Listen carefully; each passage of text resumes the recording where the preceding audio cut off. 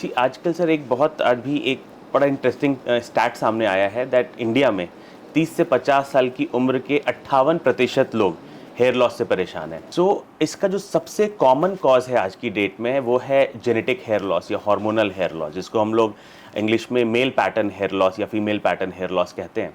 दूसरा stress, diet, lifestyle, इससे भी हेयर फॉल होता है जिसको एफ्लूवियम बोलते हैं। और अगर आपके बाल पतले हैं और साथ में आपको ये लाइफस्टाइल प्रॉब्लम्स भी हैं तो आपके बाल झड़ भी जल्दी जाएंगे, बॉल्डनेस जल्दी आ जाएगी। फिर कुछ डिजीज़ेज होती हैं जो इतनी कॉमन नहीं है, जैसे एलोपेशिया एरियाटा, जिसमें बॉडी के सारे बाल जा सकते हैं। तो ये सारी चीज़ें होती है, बट जो सबसे कॉमन कॉज है वो फेमिलियल जेनेटिक हेयर लॉस सबसे कॉमन है। हेयर ट्रांसप्लांट पे आता हूँ। कुछ लोग कहते हैं अमेरिका कराओ, कुछ लोग कहते हैं लंदन कराओ, कुछ लोग किसी और बड़े शहर का नाम लेते हैं। मुझे ये समझाइए, भारत में कितना स्थापित है? और चूंकि हम मेडिकल टूरिज्म में सबसे सस्ते हैं तो उस पॉइंट पर आऊँगा। इन जगहों के बारे में आपका खुद का ऑब्जर्वेशन क्या है? देखिए, मतलब इसमें कोई डाउट नहीं है कि जो वेस्टर्न पश्चिमी देश हैं और जो विकसित देश हैं, इसमें हमेशा से मेडिकल ट्रीटमेंट्स बेटर रहे हैं।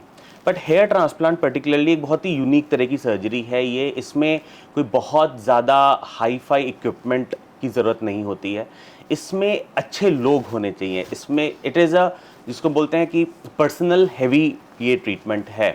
तो इस पर्टिकुलर प्रोसीजर में यूएसए, यूके, सिंगापुर ये बहुत सक्सेसफुल जगह नहीं है, क्योंकि यहाँ पे जो ह्यूमन रिसोर्सेज है वो बहुत महंगे हैं और आपको क्वालिटी इतनी अच्छी नहीं मिलती है। जहाँ एक ट्रांसप्लांट में 5-6 लोग रहते हैं, 2-3 डॉक्टर्स, नर्सेस।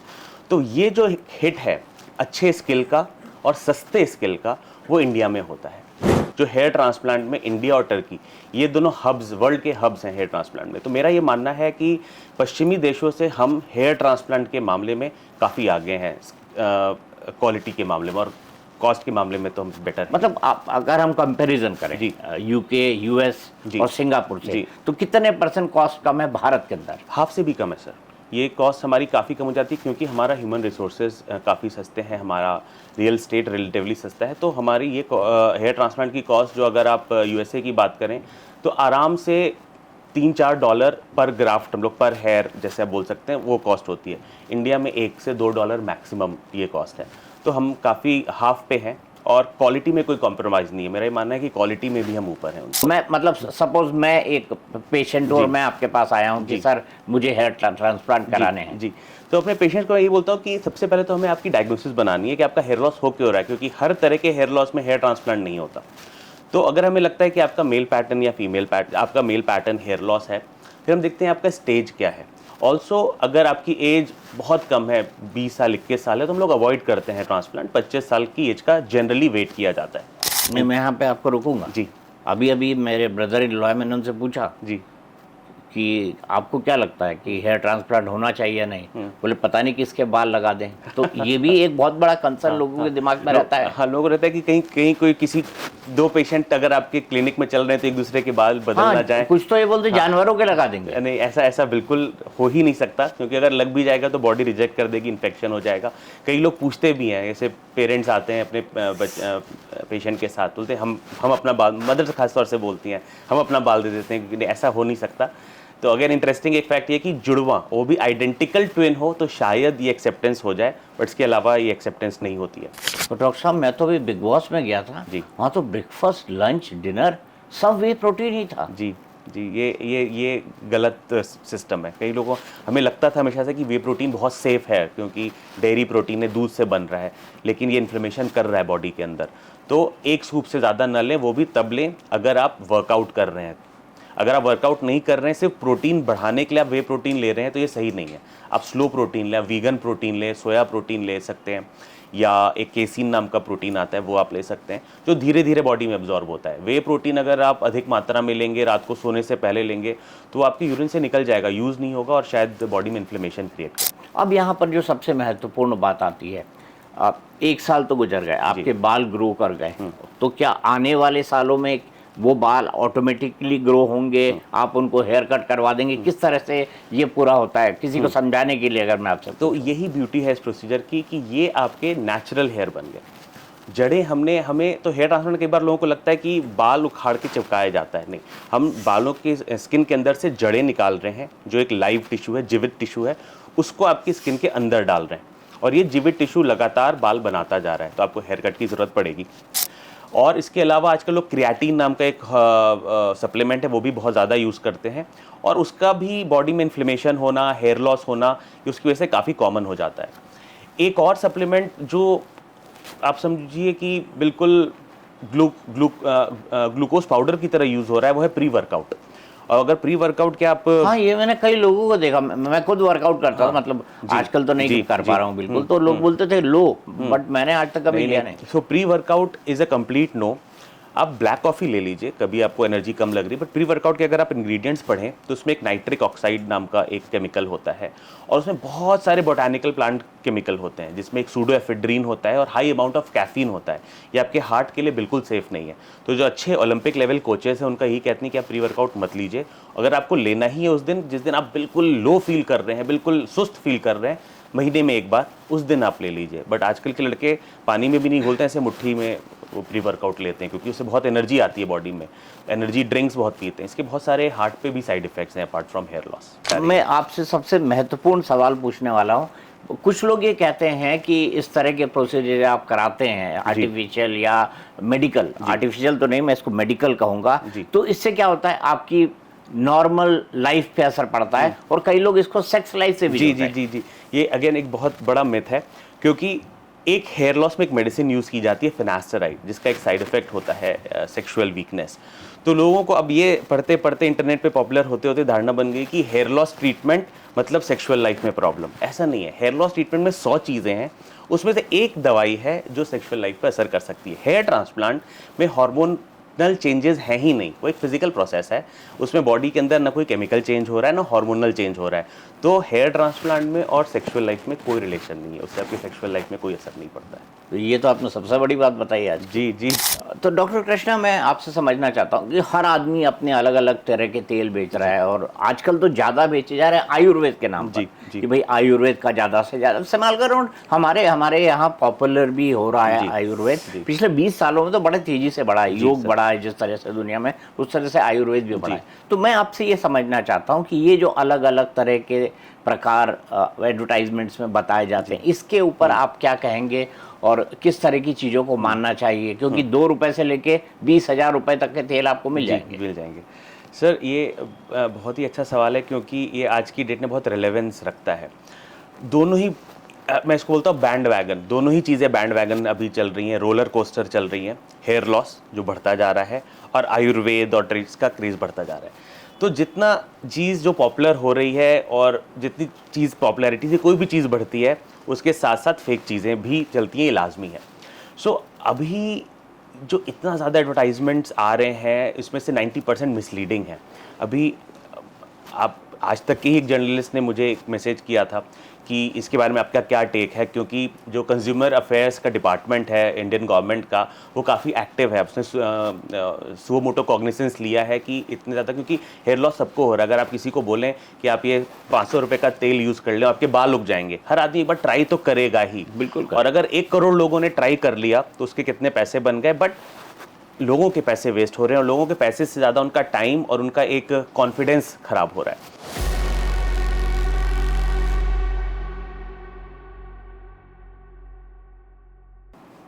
नमस्कार दोस्तों, मैं हूं दीपक चौरसिया और मेरे इस पॉडकास्ट में आपका स्वागत है। मेरे साथ हैं एक ऐसे शख्स जो सेलिब्रिटी के बालों को पकड़ के छू भी सकते हैं, कुछ कर भी सकते हैं। ऐसे कौन से शख्स हैं भाई? आप जब चिंतित होते हैं तो सबसे ज़्यादा क्या मन करता है कि मैं अपने बाल खींचूं। तो डॉक्टर गौरांग कृष्णा मेरे साथ हैं, वो ये बाल खींचते रहते हैं, उनको सुधारते रहते हैं। लेकिन डॉक्टर कृष्णा, मेरा एक सवाल है, आप जाने माने हेयर ट्रांसप्लांट के एक्सपर्ट हैं, आप कई सारे सेलिब्रिटीज़ को ट्रीट कर चुके हैं। मैं अपने सवालों पर आऊँ उससे पहले मैं एक सवाल का जवाब आपसे चाहता हूँ। जी सर। मुझे एक बताइए, एक गंजा था, उसको अपने बालों से बड़ा प्यार था, अब उसके सर में 2 बाल उगे, ठीक है? हाँ। 2 बालों में प्रेम हो गया। हाँ। लेकिन वो दोनों शादी नहीं कर पा, बताइए इसका कारण क्या है? वो दोनों बात शादी नहीं कर पाए? हाँ। नहीं सर, मुझे नहीं पता, आप बताइए। क्योंकि बाल विवाह गैर कानूनी है।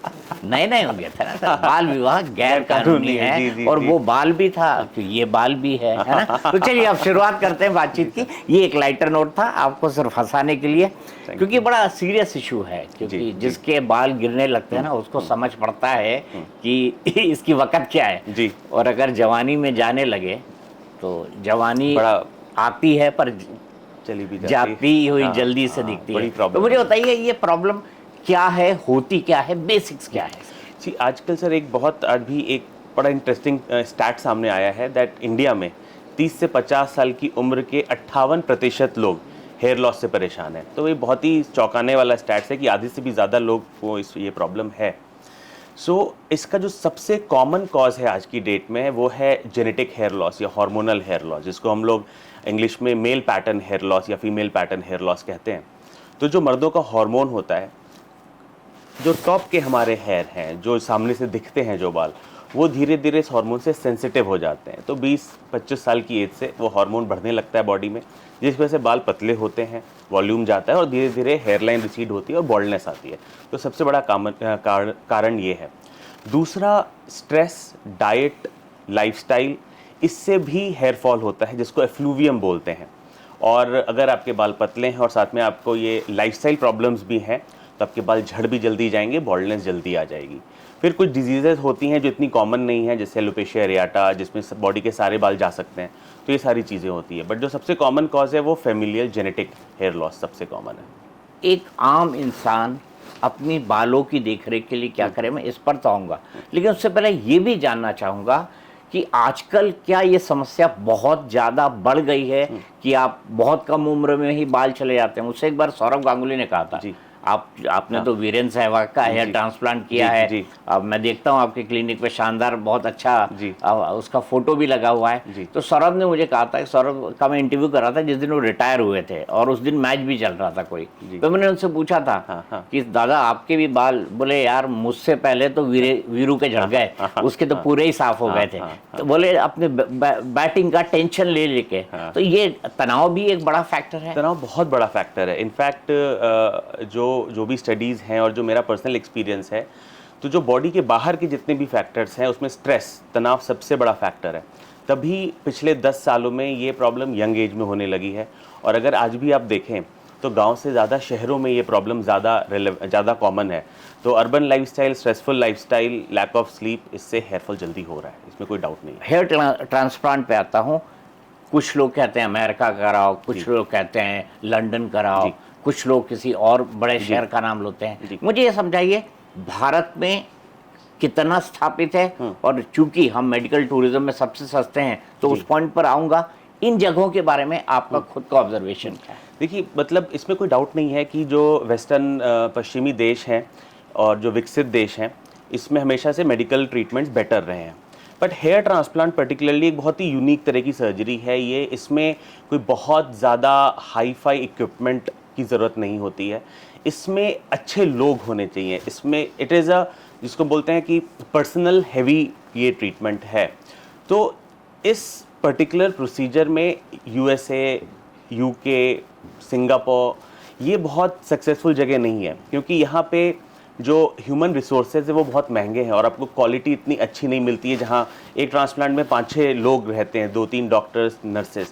तो ये जो हिट है अच्छे स्किल का और सस्ते स्किल का, वो इंडिया में होता है।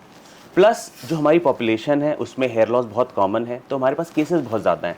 तो इसको बोलते हैं हाथ की सफाई, वो इंडिया के कंपैरिजन में बहुत कम देशों में है। एक टर्की एक देश है जिसमें जो हेयर ट्रांसप्लांट में इंडिया और टर्की, ये दोनों हब्स, वर्ल्ड के हब्स हैं हेयर ट्रांसप्लांट में। तो मेरा ये मानना है कि पश्चिमी देशों से हम हेयर ट्रांसप्लांट के मामले में काफ़ी आगे हैं, क्वालिटी के मामले में और कॉस्ट के मामले में तो हम बेटर हैं। मतलब आप अगर हम कंपैरिजन करें यूके, यूएस और सिंगापुर से, तो कितने % कॉस्ट कम है भारत के अंदर? हाफ से भी कम है सर।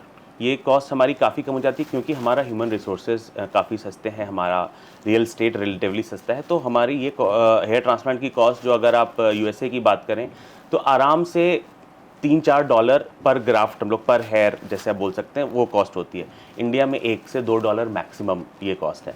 तो हम काफ़ी हाफ पे हैं और क्वालिटी में कोई कॉम्प्रोमाइज़ नहीं है। मेरा ये मानना है कि क्वालिटी में भी हम ऊपर हैं उनसे। आपने टर्की और इंडिया को हब बनाया, क्या आप टर्की से भी भारत को 2 कदम 4 कदम आगे जाता हुआ देख रहे हैं, क्योंकि टर्की भी मतलब इंडिया से तो महंगा ही है। हाँ, टर्की अगर हम टर्की में कुछ चीज़ें फेवरेबल हैं, जैसे उनकी गवर्नमेंट बहुत सपोर्टिव है इस इंडस्ट्री को, तो टैक्सेशन वगैरह थोड़ा सा बेटर है उनका, बट वहाँ पे रेगुलेशंस भी बहुत ज़्यादा लूज़ हैं। वॉचडॉग नहीं है हमारे ऊपर, नेशनल मेडिकल काउंसिल एक वॉचडॉग है जो हमें बाध्य करता है कि हम क्वालिटी को मेंटेन करें, जो टर्की में नहीं मिलता है। प्लस टर्की में इसी वजह से एडवर्टाइजिंग की वजह से मिसलीडिंग और let's say non legitimate clinics बहुत ज़्यादा हैं। सो अगर इन दो देशों की बात करें तो अभी भी मुझे ये लगता है कि इंडिया में ये प्रोसीजर ज़्यादा सेफ़ है और ज़्यादा ईमानदारी से किया जाता है।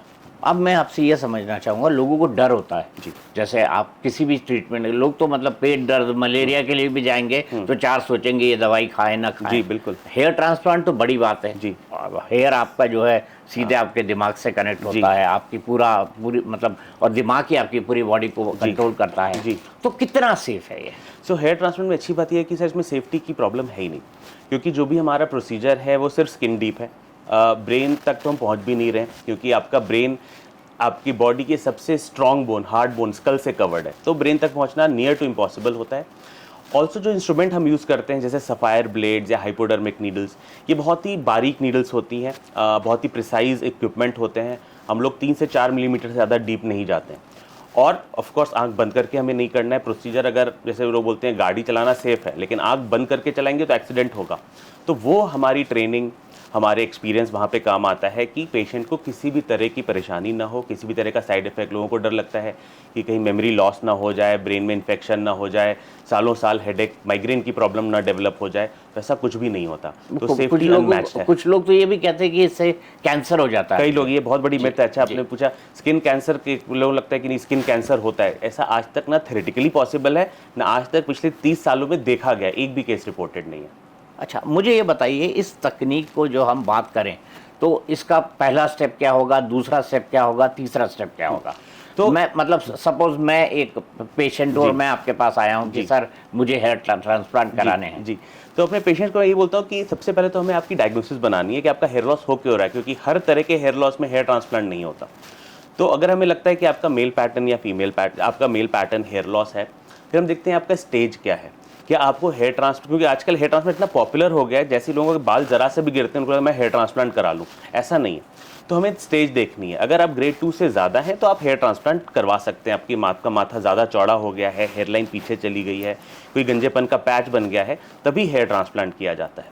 ऑल्सो अगर आपकी एज बहुत कम है, 20 साल 21 साल है, तो हम लोग अवॉइड करते हैं ट्रांसप्लांट। 25 साल की एज का जनरली वेट किया जाता है। जब हमें लगता है कि हाँ अब आप ट्रांसप्लांट के केस है, आप में ट्रांसप्लांट हो सकता है, तो हम लोग एरिया मेजर करते हैं ताकि आपको हम बता पाएँ कि कितने ग्राफ्ट या कितने बाल लगेंगे। आपका प्रोसीजर 2 घंटे का होगा, 4 घंटे का होगा, या 2 दिनों में 12 घंटे का होगा। उसके बाद हम लोग आपका डोनर एरिया देखते हैं, क्योंकि हेयर ट्रांसप्लांट में एक इंपॉर्टेंट चीज़ ये है कि जो बाल हैं वो पेशेंट के खुद के ही लग सकते हैं, ना आर्टिफिशियल हेयर लगते हैं, ना किसी और के बाल लग सकते हैं। नहीं, मैं यहाँ पे आपको रोकूंगा जी। अभी अभी मेरे ब्रदर इन लॉ है, मैंने उनसे पूछा जी।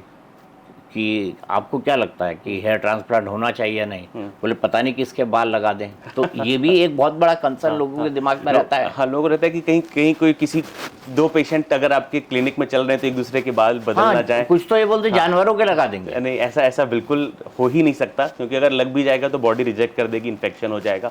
कई लोग पूछते भी हैं, जैसे पेरेंट्स आते हैं अपने पेशेंट के साथ, बोलते हैं हम अपना बाल, मदर से खासतौर से बोलती हैं हम अपना बाल दे देते हैं, क्योंकि ऐसा हो नहीं सकता। तो अगर इंटरेस्टिंग एक फैक्ट ये कि जुड़वा, वो भी आइडेंटिकल ट्विन हो तो शायद ये एक्सेप्टेंस हो जाए, बट इसके अलावा ये एक्सेप्टेंस नहीं होती है। तो हम लोग कहते हैं कितने बाल आपके लगेंगे, तो आपका डोनर एरिया वो देने लायक है कि नहीं। जैसे मुझे लगा कि चलिए आपके 4000 ग्राफ्ट लगेंगे, तो आपके डोनर में इतने बाल होने चाहिए जो हम यूज़ कर पाएँ। फिर आपको सारी इन्फॉर्मेशन दी जाती है, आप उसके बारे में पढ़ते हो, आप एनालाइज करते हो, और फिर प्रोसीजर स्टार्ट होता है। पहला स्टेप होता है लोकल एनेस्थीसिया। तो ये प्रोसीजर बिना बेहोश किए किया जाता है, जैसे डेंटल एनेस्थीसिया होता है, सिर्फ सुन करके। तो ये सारा प्रोसीजर सुन करके किया जाता है। उसके बाद हम लोग रेसिपिएंट साइड बनाते हैं, जहाँ पे बॉल्डनेस है वहाँ पे छोटे छोटे बारीक होल एक पर्टिकुलर डेंसिटी डेप्थ एंगल से बनाते हैं, ताकि जो आपके बाल हो वो घास की तरह नहीं, वो बाल की तरह ग्रो हो। और फिर निकालना लगाना साथ साथ चलता है। ये हमारी एक स्पेशल टेक्निक है जो हम लोग मेडलिंग्स में डेवलप की है, कि बाल बॉडी के, एक आम अगर ट्रांसप्लांट आप देखें तो पहले वो बालों को निकाल के बॉडी के बाहर स्टोर करते हैं, जिससे बालों में खराबी आती है, बाल मरते हैं। वो स्टेप हमने बाईपास किया है। इक्विपमेंट्स अच्छे यूज़ किए हैं, और एक बार हमने होल्स बना लिए तो बालों का निकालना लगाना साथ साथ चलता है। ओवरऑल प्रोसीजर 5 से 6 घंटे चलता है। फिर 3 से 4 दिन पेशेंट को केयर करनी पड़ती है, स्मोकिंग, अल्कोहल अवॉइड करना है, कुछ दवाइयाँ एंटीबायोटिक्स वगैरह लेनी पड़ती हैं। उसके बाद लाइफ नॉर्मल हो जाती है। बाल धीरे धीरे आने वाले 1 साल में 6 से 12 महीने में वो बाल धीरे धीरे ग्रो हो जाते हैं। और कितने ग्रो होते हैं? और मैं ये भी समझना चाहूँगा कि जब आपके पास कोई पेशेंट आके गया तो उसको लगातार आपके साथ कंसल्ट में रहना है, आपको मतलब आपसे सलाह लेते रहनी है कि अब बालों के साथ मुझे ये करना है, अगर कोई प्रॉब्लम आ गई तो आप उसको दुरुस्त करेंगे? जी बिल्कुल। अच्छी बात यह है कि उन्हें पर्सनली ज़्यादा आना नहीं पड़ता है, एक बार प्रोसीजर के दिन, एक बार 3 दिन बाद और डन। इसीलिए मेडिकल टूरिज्म काफ़ी पॉपुलर है क्योंकि आपको बार बार हर 2 महीने पे नहीं आना। लेकिन हम लोग अपने पेशेंट के साथ कनेक्टेड रहते हैं, हम लोग उनको इनकरेज करते हैं कि आप हर महीने अपने स्कैल्प की फ़ोटो भेजते रहें हमें, एक बार फ़ोन पे बात करते रहें, सो दैट अगर कुछ भी अमिस है तो हम उसको इमीडिएटली उसको देख लें। वैसे कुछ होता नहीं है, 99.9% केसेस में चीज़ें बड़ी प्रिडिक्टेबल वे में चलती हैं। बट अगर कुछ भी हमें लगता है कहीं कोई इन्फेक्शन हो रहा है या कोई डैंड्रफ आ रहा है या फंगल इन्फेक्शन हो रहा है, तो उसको हम लोग इमीडिएटली ट्रीट कर लेते हैं। अब यहाँ पर जो सबसे महत्वपूर्ण बात आती है, आप 1 साल तो गुजर गए, आपके बाल ग्रो कर गए, तो क्या आने वाले सालों में वो बाल ऑटोमेटिकली ग्रो होंगे, आप उनको हेयर कट करवा देंगे? किस तरह से ये पूरा होता है, किसी को समझाने के लिए अगर मैं आपसे तो यही ब्यूटी है इस प्रोसीजर की कि ये आपके नेचुरल हेयर बन गए। जड़ें हमें तो हेयर ट्रांसप्लांट कई बार लोगों को लगता है कि बाल उखाड़ के चिपकाया जाता है, नहीं, हम बालों के स्किन के अंदर से जड़ें निकाल रहे हैं, जो एक लाइव टिश्यू है, जीवित टिश्यू है, उसको आपकी स्किन के अंदर डाल रहे हैं, और ये जीवित टिश्यू लगातार बाल बनाता जा रहा है। तो आपको हेयर कट की ज़रूरत पड़ेगी। कभी किसी कारणवश अगर आपने रेज़र चला लिया, उस तरह लगवा लिया, वो बाल फिर से ग्रो हो जाएंगे। आप उसको पकड़ के ऐसे खींच भी लो, वो बाल दोबारा ग्रो हो जाएंगे। तो ये एक नेचुरल ग्रोइंग हेयर बन जाता है एक बार वो स्प्राउट हो गया तो जो आप अपने नॉर्मल हेयर की केयर करते हैं, जिस भी बार्बर से कटवाते हैं, जिस भी तरह का शैम्पू या जो भी ऑयल लगाते हैं, वो आप ट्रांसप्लांटेड हेयर में भी वही सारी चीज़ें करते हैं। जैसे मैं हूँ, मुझे मतलब टीवी पर आना हो तो 7 दिन के अंदर मुझे हल्का सा हेयर कट लेना पड़ता है, दाढ़ी ट्रिम करानी पड़ती है। जब आप ट्रांसप्लांट कराते हैं तो ये फ्रीक्वेंसी क्या होती है? महीने, 2 महीने, 3 महीने में कि आप जाएं और अपने हेयर की केयर करें? जनरली 1 महीने में, क्योंकि बाल ट्रांसप्लांटेड हेयर की ग्रोथ भी थोड़ी सी फास्ट होती है, तो जनरली लोग 30 से 45 डेज़ में अपना हेयर ट्रिमिंग वगैरह करवाते हैं। ठीक है। अब मैं यहाँ पर आता हूँ कि आजकल 1000 तरह की चीज़ें आती हैं। जी। बालों के साथ ये करें, बालों के साथ ये ना करें, इसमें ये लगाएं, इसमें वो लगाएं। तो मैं सबसे पहले समझना चाहता हूँ basic hair care doctor Krishna के हिसाब से। मेरे लिए हेयर केयर स्टार्ट होती है आपके डाइट से, क्योंकि आप ऊपर से जो भी करें वो तो बाद में जड़ों तक पहुंचेगा। आपके ब्लड में क्या जा रहा है, आपके सिस्टम में क्या जा रहा है, वो सबसे पहले आपकी जड़ों तक पहुंचता है। तो डाइट मेरे हिसाब से सबसे इम्पॉर्टेंट केयर है जो अपने बालों के लिए कर सकते हो। हमारे इंडियन डाइट में, क्योंकि प्रेडोमिनेंटली वेजिटेरियन डाइट है, प्रेडोमिनेंटली कार्बोहाइड्रेट रिच डाइट है हमारा, तो न्यूट्रिशन की कमी होती है, तो इसलिए आप कुछ सप्लीमेंट्स ले सकते हैं। डाइट में आपको प्रोटीन ज़्यादा रखना है, तो दाल, छोले, राजमा, पनीर, सोया, जो नॉनवेज खा रहे हैं, अंडा, chicken, fish, omega 3, omega 6 fatty acids जो आपको नट से या नॉन वेजिटेरियन फूड से मिलता है, आयरन जो आपको हरी पत्तेदार सब्जियों से और नट से मिलता है, और इसके साथ साथ माइक्रो न्यूट्रिएंट्स जैसे विटामिन सी, विटामिन ए, आंवला वगैरह, एलोवेरा, ये सारी चीज़ें बालों के लिए काफ़ी अच्छी होती हैं। तो डाइट सबसे इंपॉर्टेंट है। दूसरा है लाइफस्टाइल मैनेजमेंट। हमने स्ट्रेस की बात की, सो स्ट्रेस मैनेजमेंट, अगर आप में स्ट्रेस बहुत ज़्यादा है तो आजकल मैं मेडिटेशन या किसी प्रकार का योग जो आपको रिलैक्स करता हो, ये मैं रेकमेंड करता हूँ पेशेंट को। न सिर्फ रेकमेंड करने के लिए, बट ये अब साइंटिफिकली प्रूवन है कि मेडिटेशन से, योग से, किसी भी तरह की एक्सरसाइज से न सिर्फ आपकी फिजिकल हेल्थ बेटर होती है, बट आपकी मेंटल हेल्थ भी बेटर होती है, जो आपके बालों में काफ़ी हेल्पफुल है। स्लीप साइकिल बड़ी इंपॉर्टेंट है, तो आइडियली हमें 8 घंटे की स्लीप लेनी चाहिए, और स्लीप का भी टाइम, रात को 2 बजे से 10 बजे की sleep is not equal to रात को 10 बजे से सुबह 6 बजे की स्लीप। तो हमारा जो ह्यूमन बॉडी है, जो सिकार्डियन रिदम है, जो कॉर्टिसोल का बनना कम होना, वो इस तरह से प्राइम्ड है ह्यूमन बॉडी में कि 10 से 6 बजे की स्लीप ये आइडियल स्लीप है। तो स्लीप साइकिल बहुत इंपॉर्टेंट है। हैबिट्स, स्मोकिंग का डायरेक्ट लिंक है हेयर लॉस से। तो देखिए, अगर आपके बाल बहुत ही अच्छे हैं तो आप दिन के 10 सिगरेट भी पी लें तो प्रॉब्लम नहीं है, लेकिन अगर आपके बालों में प्रॉब्लम है तो आपके दिन का 1 सिगरेट भी बालों को ख़राब कर सकता है। तो हैबिट, स्मोकिंग, अल्कोहल, ये काफ़ी इंपॉर्टेंट है। अगर आप में हेयर लॉस प्रॉब्लम तो आप उसको कट करें। तो ये सारी पानी, हार्ड वाटर से बालों में रफनेस आती है, बालों की ब्रेकेज ज़्यादा होती है। तो अगर आपकी सप्लाई में काफ़ी खारा पानी है तो फिर आप अपने नल में सॉफ्टनर लगा लें, तो उससे भी आपको थोड़ा सा इंप्रूवमेंट मिलता है। लोग पूछते हैं कि हम आरओ वाटर यूज़ कर सकते हैं, देखिए थेरेटिकली कर सकते हैं, बट आरओ में इतना वेस्टेज होता है पानी का कि मैं उसको रिकमेंड नहीं करता हूँ। उससे बेहतर है आप सॉफ्टनर लगा लें। तो ये केयर मेरे हिसाब से आपको घर पे स्टार्ट कर देनी चाहिए अगर आपको थोड़ी सी भी हेयर लॉस प्रॉब्लम है तो। अब यहाँ पे सबसे बड़ा सवाल, कुछ लोग कहते हैं कि ये हेरिडेटरी ज्यादा होता है ना, पिता को हुआ, बेटे को भी हुआ, बेटे के बाद उसके बेटे को हो गया। क्या ये हेरिडिटी की एक प्रॉब्लम है? क्या ये जुड़ा हुआ है इससे? ये बिल्कुल हेरिडिटरी है, और 90% लोगों के में कोई ना कोई फैमिली मेंबर इफेक्टेड होता है पेशेंट्स में। ज़रूरी नहीं है कि फादर ही हो, ये पैटर्नल साइड से भी आता है और मैटरनल साइड से भी आता है। तो मामा जी में, नाना जी में, उस एंगल से भी, उस तरफ से भी आता है। और ये भी ज़रूरी नहीं है कि फादर को ही हो, आपके जेनेटिक पूल में हो सकता है, ग्रैंडफादर को हो सकता है, चाचा जी को हो। तो आपके फैमिली पूल में अगर ये बॉल्डनेस है तो आप पे भी रिस्क है कि हेयर लॉस हो सकता है।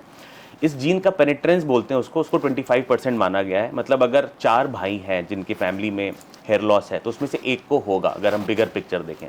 बट जेनेटिक्स, हेरिडिटी सारी प्रोबेबिलिटी है, 4 में से 4 को हो सकता है, एक को भी नहीं हो सकता। बट जीन्स का और हेरिडिटी का डायरेक्ट लिंक है आज की डेट में हेयर लॉस से। ठीक है, आपने जीन्स और हेरिडिटी के बारे में बताया, आपने खान पान के बारे में बताया। अब मुझे बताइए कि आजकल जो नई चीज़ें चली हैं कि आप खूब वेट उठाएं, आप जिम जाएं, अपनी बॉडी बनाएं, 6 पैक बनाएं, 8 पैक बनाएं, तो इस तरह के जो जिम एक्सरसाइज है उससे हेयर का कितना और क्या लेना देना है? सर ये बहुत अच्छा क्वेश्चन है, क्योंकि ये बहुत कॉमनली आस्क्ड क्वेश्चन है पेशेंट्स का। तो मेरा ये मानना है कि जिम करने से, एक्सरसाइज करने से, वेट उठाने से हेयर लॉस की प्रॉब्लम नहीं है। उससे आपकी बॉडी हेल्थ बेटर होती है, बाल भी बेटर होते हैं। लेकिन अगर आप जिम में सप्लीमेंट्स बहुत ज़्यादा ले रहे हैं, पर्टिकुलर जैसे आपने 6 पैक 8 पैक की बात की, ये तभी होता है जब आप फैट कटर लेते हैं, स्टीरॉयड लेते हैं, टेस्टोस्टेरोन बूस्टर लेते हैं, आप बहुत ज़्यादा क्रिएटिन लेते हैं, ये सारे सब वे प्रोटीन एक्सेसिव अमाउंट में लेते हैं। इसका डायरेक्ट लिंक है हेयर लॉस से। और तभी ये देखा जाता है कि जिमर्स, अगर आप जिम में, जिम बफ्स जिनकी बहुत बॉडी बनी हुई है, उनमें हेयर लॉस की प्रॉब्लम काफ़ी कॉमन होती है, क्योंकि वो स्टेरॉइड का बहुत ज़्यादा इस्तेमाल करते हैं जो बालों को डायरेक्टली किल करता है। जितना ज़्यादा आप टेस्टोस्टेरोन बढ़ाते हैं आर्टिफिशियली अपने बॉडी में, उतना ही ज़्यादा आप डाईहाइड्रो टेस्टोस्टेरोन बढ़ाते हैं जो बालों को डायरेक्टली किल करता है। और अभी अभी आईसीएमआर की गाइडलाइन आई है कि इंडियन पॉपुलेशन में बहुत ज़्यादा whey protein is not safe, body में इन्फ्लेमेशन करता है। तो हमारी जो सोसाइटी है उसका ये कंसेंसस है कि आप 28 ग्राम, 1 स्कूप वे प्रोटीन आइसोलेट अगर आप लेते हैं तो ओके है, इससे ज़्यादा ना लें क्योंकि आपका हेयर लॉस बढ़ सकता है इससे। तो डॉक्टर साहब, मैं तो अभी बिग बॉस में गया था जी, वहाँ तो ब्रेकफास्ट, लंच, डिनर सब वे प्रोटीन ही था। जी जी, ये गलत सिस्टम है। कई लोगों, हमें लगता था हमेशा से कि वे प्रोटीन बहुत सेफ़ है क्योंकि डेयरी प्रोटीन है, दूध से बन रहा है, लेकिन ये इन्फ्लेमेशन कर रहा है बॉडी के अंदर। तो 1 स्कूप से ज़्यादा न लें, वो भी तब लें अगर आप वर्कआउट कर रहे हैं। अगर आप वर्कआउट नहीं कर रहे हैं, सिर्फ प्रोटीन बढ़ाने के लिए आप वे प्रोटीन ले रहे हैं तो ये सही नहीं है। आप स्लो प्रोटीन लें, वीगन प्रोटीन लें, सोया प्रोटीन ले सकते हैं, या एक केसीन नाम का प्रोटीन आता है वो आप ले सकते हैं जो धीरे धीरे बॉडी में एब्जॉर्ब होता है। वे प्रोटीन अगर आप अधिक मात्रा में लेंगे, रात को सोने से पहले लेंगे, तो आपकी यूरिन से निकल जाएगा, यूज़ नहीं होगा और शायद बॉडी में इन्फ्लेमेशन क्रिएट करेगा। इन्फ्लेमेशन क्रिएट करे, आपने बहुत अच्छी बात बताई। और क्या सप्लीमेंट्स है जिनको अवॉइड करना चाहिए? एक एक्टर हैं जो काफ़ी बॉडी वगैरह बनाते हैं, विद्युत जामवाल जी। मैंने विद्युत से एक बार सवाल पूछा था कि भाई लोग कहते हैं प्रोटीन लो, कुछ कहते हैं मत लो, कुछ कहते हैं ये वाले हेल्थ सप्लीमेंट लो जिसमें आपको मल्टीविटामिन और बाकी सब मिल जाते हैं, कुछ लोग बोलते हैं मत लो। वो कहना है आपकी बॉडी बोलती है, आपकी बॉडी अगर एक्सेप्ट कर रही है तो आप लीजिए, अगर आपकी बॉडी एक्सेप्ट नहीं कर रही है। पर क्या ये आम इंसान समझ पाता है? और ऐसे कौन कौन से सप्लीमेंट्स हैं जिनको आप और अवॉइड करने के लिए कहेंगे? जी, ये देखिए, अब विद्युत जामवाल बिल्कुल फिटनेस के एपिटोम है। हाँ, एपिटोम है, बहुत दिनों से कर रहे हैं, इसीलिए विद्युत का नाम मैंने इसीलिए लिया। तो वो, उनको सब कुछ पता है, उनके पास बेस्ट ऑफ द ट्रेनर्स हैं, उनकी खुद की नॉलेज बहुत हाई है इस मामले में। तो ये एक कंप्लीट नो है। हेयर लॉस तो हो ही रहा है, बॉल्डनेस तो हो ही रही है, ये आपके काफ़ी ज़्यादा सिस्टम को, आपकी इम्यूनिटी को, आपके स्पर्म प्रोडक्शन को, आपके सेक्सुअल कैपेसिटी को, हर चीज़ को कहीं ना कहीं ये अफेक्ट करता है। और इसके अलावा आजकल लोग क्रिएटिन नाम का एक सप्लीमेंट है वो भी बहुत ज़्यादा यूज़ करते हैं, और उसका भी बॉडी में इन्फ्लेमेशन होना, हेयर लॉस होना, ये उसकी वजह से काफ़ी कॉमन हो जाता है। एक और सप्लीमेंट जो आप समझिए कि बिल्कुल ग्लूकोज पाउडर की तरह यूज़ हो रहा है, वो है प्री वर्कआउट। और अगर प्री वर्कआउट के आप हाँ, ये मैंने कई लोगों को देखा, मैं खुद वर्कआउट करता था, मतलब आजकल तो नहीं कर पा रहा हूँ बिल्कुल, तो लोग बोलते थे लो, बट मैंने आज तक कभी लिया नहीं। So pre workout is a complete no. आप ब्लैक कॉफ़ी ले लीजिए, कभी आपको एनर्जी कम लग रही है, बट प्री वर्कआउट के अगर आप इंग्रेडिएंट्स पढ़ें तो उसमें एक नाइट्रिक ऑक्साइड नाम का एक केमिकल होता है, और उसमें बहुत सारे बोटानिकल प्लांट केमिकल होते हैं, जिसमें एक सूडोएफेड्रीन होता है और हाई अमाउंट ऑफ कैफीन होता है। ये आपके हार्ट के लिए बिल्कुल सेफ नहीं है। तो जो अच्छे ओलंपिक लेवल कोचेस हैं उनका यही कहते हैं कि आप प्री वर्कआउट मत लीजिए। अगर आपको लेना ही है उस दिन जिस दिन आप बिल्कुल लो फील कर रहे हैं, बिल्कुल सुस्त फील कर रहे हैं, महीने में एक बार, उस दिन आप ले लीजिए। बट आजकल के लड़के पानी में भी नहीं घोलते, ऐसे मुट्ठी में वो प्री वर्कआउट लेते हैं, क्योंकि उससे बहुत एनर्जी आती है बॉडी में। एनर्जी ड्रिंक्स बहुत पीते हैं, इसके बहुत सारे हार्ट पे भी साइड इफेक्ट्स हैं अपार्ट फ्रॉम हेयर लॉस। ठीक है, अब जैसे आपने एनर्जी ड्रिंक की बात करी, हाजमा और हेयर लॉस, क्योंकि मेरे ख्याल से भगवान से कोई आशीर्वाद मुझे मांगना हो तो मैं एक ही चीज मांगूंगा कि जो मैं खाऊं वो पच जाए जी। वो उससे बड़ी बात कोई होती नहीं है। दोनों का कितना कनेक्शन है, मतलब आपका जो सिस्टम है वो कितनी जल्दी आपके खाने को एब्जॉर्ब करता है, पचाता है, इसी को हम हाजमा कहते हैं। सो आयुर्वेद में खास तौर से हमारे ट्रेडिशनल मेडिसिन में बहुत ज़्यादा मानना है कि जो हमारा पेट है, जो हमारे बॉडी का सेंटर है, सब कुछ उससे लिंक्ड है। तो अगर आपका हाजमा, आपका डाइजेशन अच्छा नहीं है, तो एक, आप जो भी खाना खा रहे हैं वो प्रॉपर न्यूट्रिशन एब्जॉर्ब नहीं हो रहा, आपके बालों तक पहुंच नहीं रहा। सेकंड, जो वेस्ट प्रोडक्ट है वो आपकी बॉडी में ज़्यादा देर तक रुक रहा है, तो अगेन बॉडी में इन्फ्लेमेशन हो रहा है। तभी आजकल ग्लूटेन, लैक्टोज इंटॉलरेंस, ये बेसिकली एक तरह का कहना है कि आपका हाजमा ठीक नहीं है, आप खा रहे हैं तो आपके अंदर गैस पैदा हो रही है। तो गैस बेसिकली इन्फ्लेमेशन है, कुछ एंजाइम्स हैं जिससे आपके बॉडी में सूजन आती है, तो आपका हेयर फॉल भी बढ़ जाता है। तो मेरा मानना है ये है, अगेन अगर हम एलोपैथिक बुक्स की बात करें तो ये कॉन्सेप्ट इतने ज़्यादा अच्छे से पढ़ाए नहीं जाते, लेकिन अगर मेरा पर्सनल एक्सपीरियंस आयुर्वेद की बात करें तो हाजमा, डाइजेशन और हेयर लॉस, इनफैक्ट हर बॉडी का सिस्टम एक डायरेक्ट लिंक है इसके। तो डॉक्टर कृष्णा, मैं आपसे समझना चाहता हूँ कि हर आदमी अपने अलग अलग तरह के तेल बेच रहा है, और आजकल तो ज़्यादा बेचे जा रहे हैं आयुर्वेद के नाम पर, कि भाई आयुर्वेद का ज़्यादा से ज़्यादा इस्तेमाल करो। हमारे यहाँ पॉपुलर भी हो रहा है आयुर्वेद। पिछले 20 सालों में तो बड़े तेज़ी से बढ़ा है, योग बढ़ा है जिस तरह से दुनिया में, उस तरह से आयुर्वेद भी बढ़ा है। तो मैं आपसे ये समझना चाहता हूँ कि ये जो अलग अलग तरह के प्रकार एडवर्टाइजमेंट्स में बताए जाते हैं, इसके ऊपर आप क्या कहेंगे और किस तरह की चीज़ों को मानना चाहिए? क्योंकि 2 रुपए से लेके 20,000 रुपए तक के तेल आपको मिल जाएंगे। सर, ये बहुत ही अच्छा सवाल है, क्योंकि ये आज की डेट में बहुत रेलेवेंस रखता है। दोनों ही, मैं इसको बोलता हूँ बैंड वैगन, दोनों ही चीज़ें बैंड वैगन अभी चल रही हैं, रोलर कोस्टर चल रही हैं। हेयर लॉस जो बढ़ता जा रहा है और आयुर्वेद और ट्रीट्स का क्रेज़ बढ़ता जा रहा है। तो जितना चीज़ जो पॉपुलर हो रही है और जितनी चीज़ पॉपुलैरिटी से कोई भी चीज़ बढ़ती है, उसके साथ साथ फेक चीज़ें भी चलती हैं, ये लाजमी है। सो अभी जो इतना ज़्यादा एडवर्टाइजमेंट्स आ रहे हैं, इसमें से 90% मिसलीडिंग है। अभी आप, आज तक के ही एक जर्नलिस्ट ने मुझे एक मैसेज किया था कि इसके बारे में आपका क्या टेक है, क्योंकि जो कंज्यूमर अफेयर्स का डिपार्टमेंट है इंडियन गवर्नमेंट का, वो काफ़ी एक्टिव है। उसने सुओ मोटो कॉग्निसेंस लिया है कि इतने ज़्यादा, क्योंकि हेयर लॉस सबको हो रहा है। अगर आप किसी को बोलें कि आप ये 500 रुपये का तेल यूज़ कर लें, आपके बाल उग जाएंगे, हर आदमी एक बार ट्राई तो करेगा ही, बिल्कुल। और अगर 1 करोड़ लोगों ने ट्राई कर लिया तो उसके कितने पैसे बन गए, बट लोगों के पैसे वेस्ट हो रहे हैं, और लोगों के पैसे से ज़्यादा उनका टाइम और उनका एक कॉन्फिडेंस ख़राब हो रहा है। तो जिसकी वजह से मेरा आपके माध्यम से आपके ऑडियंस को बताना चाहूँगा कि जो भी आप ऐड देख रहे हैं, चाहे आयुर्वेद का, मैं बहुत भरोसा है आयुर्वेद पे, लेकिन जहाँ पे ये क्लेम्स आते हैं बाल उग जाएंगे, 10,000 बाल उग जाएंगे और गारंटी इलाज हो जाएगा, वहाँ से आप बचें, अपने पैसे बचाएं, अपना टाइम बचाएं, क्योंकि ऐसा कुछ पॉसिबल ही नहीं है। हाँ, आपका अर्ली हेयर लॉस है, सीजनल हेयर लॉस है, तो आप आयुर्वेदिक तेल यूज़ करें, भृंगराज, मेथी, अनियन तेल, कैस्टर ऑयल, रोजमेरी ऑयल, ये सारी अच्छी चीज़ें हैं, इसका माइल्ड है। लेकिन गंजे सर पे बाल उग जाएंगे और कोई जादू हो जाएगा, वो वैसा कुछ भी नहीं होता। और लोग सरसों का तेल लगाते हैं, लोग कोकोनट ऑयल लगाते हैं इसमें कि मेरा हेयर फॉल रुक जाएगा, ऐसा नहीं होता। वो बालों में चिकनाई लाने के लिए होता है। लेकिन हाँ, आपने आयुर्वेदिक एक्टिव्स ऐड कर दिए, मेथी, अनियन, रोजमेरी, कैस्टर ऑयल, तो आपको कुछ आराम मिल सकता है, बट जादू नहीं है यहाँ पे। तो आप अपना साइंटिफिक ट्रीटमेंट करें, साथ में ये करना चाहते हैं तो इसमें कोई प्रॉब्लम नहीं है। मतलब बाल उग जाएंगे, हाँ, ये नहीं गारंटी कि 10,000 उग जाएंगे। हाँ, 5 लोग तो लिखते हैं 10,000 बाल 3 महीने में, प्रॉपर लिखते हैं। और यहाँ पे मैं 2 मिनट आपके लेना चाहूँगा, ये क्यों ये क्लेम आता है। आपने सुना होगा कि लेडीज़ का प्रेगनेंसी, डिलीवरी के बाद हेयर फॉल होता है, बारिश के मौसम में हेयर फॉल होता है। तो अगर मुझे अपने किसी प्रोडक्ट को ये दिखाना है कि वो 5000 बाल उगा सकता है, तो मैं वो पेशेंट लूँगा जो अभी अभी कोविड से रिकवर हो रहा है, जिसका हेयर फॉल हो चुका है 3 महीने तक, बहुत बाल गिर गए हैं, या वो महिला लूँगा जिन्होंने डिलीवरी की है, डिलीवरी के बाद उनका हेयर फॉल हुआ है, और उसमें उनको मैं अपना प्रोडक्ट दूंगा कि आप ये प्रोडक्ट यूज़ करें, चाहे वो मल्टीविटामिन हो या किसी प्रकार का तेल हो।